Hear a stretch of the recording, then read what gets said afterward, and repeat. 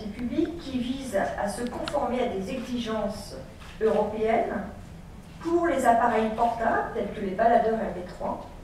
et pour les dispositifs d'écoute vendus seuls, c'est-à-dire les casques, les écouteurs, les oreillettes.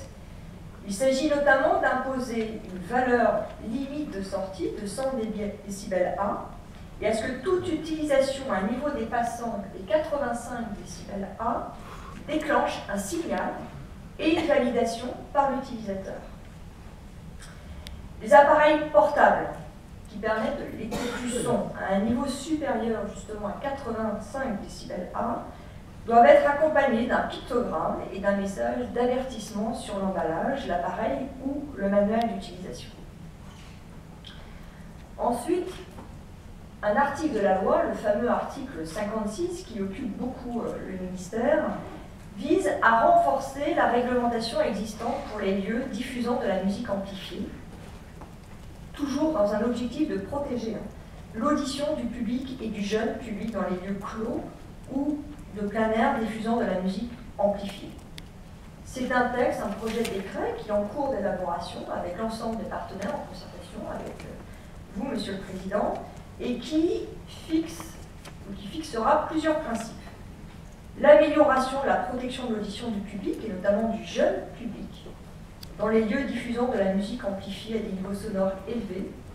avec la mise à disposition gratuite de protection telles que les bouchons d'oreille. Un autre principe, c'est la prise en compte,